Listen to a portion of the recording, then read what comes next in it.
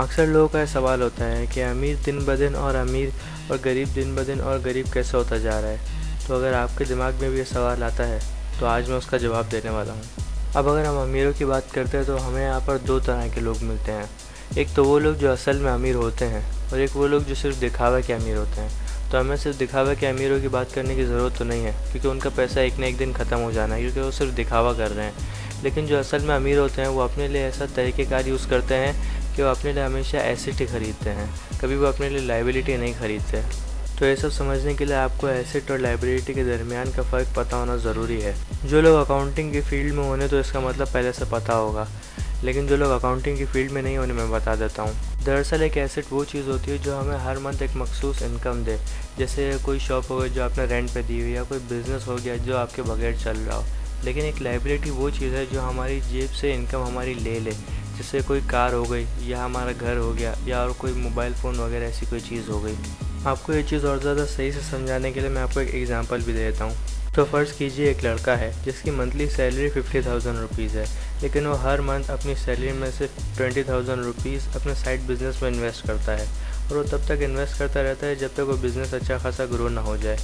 लेकिन फिर जैसे ही उसका बिज़नेस ग्रो हो जाता है तो उसका बिज़नेस उसे उसकी इनकम जनरेट करके दे रहा होता है, जो 25,000 रुपीज़ पर मंथ होते हैं। और उस बिज़नेस को चलाने के लिए उस लड़के को वहाँ पर मौजूद होना भी ज़रूरी नहीं है, क्योंकि उसने ऐसा एक सिस्टम जनरेट कर दिया है जो उसके बगैर चल सकता है। तो वहाँ से उसके जो पैसे आ रहे हैं और जो अभी वो पैसे सेव कर रहा है, वो दोनों पैसे सेव करता है और एक शॉप ख़रीद लेता है जिसे वो रेंट पे दे देता है। तो इस तरह से सिस्टम चलता रहता है और उसके एसेट्स मल्टीप्लाई होते रहते हैं और उसकी इनकम भी मल्टीप्लाई होती रहती है। और आप अब ये सोचें कि हम ऐसे ही अपने एसेट्स मल्टीप्लाई करते रहेंगे तो अपने पैसे को खर्च कब करेंगे, अपनी लग्जरीज़ कब खरीदेंगे, जैसे कि बड़ा घर या अच्छी गाड़ियाँ। तो आपको कोई भी नई लग्जरी बनाने से पहले इस बात का ध्यान रखना पड़ेगा कि आपका जो एसेट कॉलम है, मतलब आपके एसेट से जो इनकम हो रही है और आपके जो एक्सपेंसेस हैं वो सेम है या आपका एसेट कॉलम कम है। बिलफर्ज आपका महीना का खर्चा है 50,000 रुपये और आपके एसेट से जो पैसे आ रहे हैं वो 40,000 है।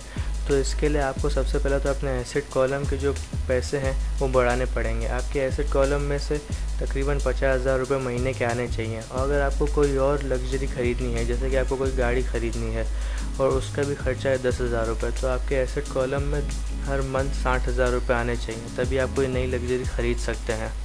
तो इसी तरह से आप एक लग्जरियस लाइफ भी गुजार सकेंगे। आप अपनी कभी मंथली इनकम पर रिलाई नहीं करेंगे।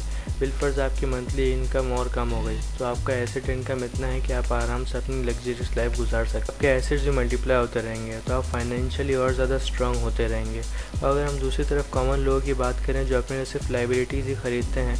बिलफर्ज एक शख्स है जिसकी मंथली सैलरी है 50,000 रुपीज़ और उसका खर्चा भी 50,000 रुपीज़ ही है, लेकिन वो चाहता है कि अपने लिए एक बिल्कुल नई गाड़ी ख़रीदे जिसका मंथली खर्चा 10,000 रुपये होगा।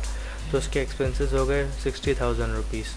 अब उसे उसका खर्चा पूरा करने के लिए दिन रात मेहनत करनी पड़ेगी, जिसकी वजह से और वो प्रॉब्लम में भी आ सकता है। उसे अपने खर्चे पूरे करने के लिए ओवर टाइम भी करना पड़ेगा और उसे इस बात का भी डर होगा कि कहीं उसका बॉस उसे निकाल ना दे।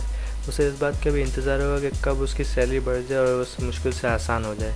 तो एक तरह से अब कर्ज़े में जा चुका है और उसके पास ना एसेट्स हैं, तो उसके पास कोई एसेट से इनकम भी नहीं आ रही है। तो अमीर के और अमीर होने का और गरीब के और गरीब होने का यही राज है।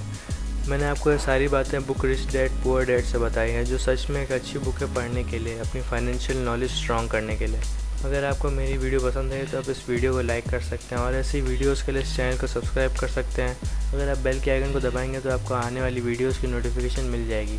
और हाँ, फाइनली थैंक्स फॉर वॉचिंग।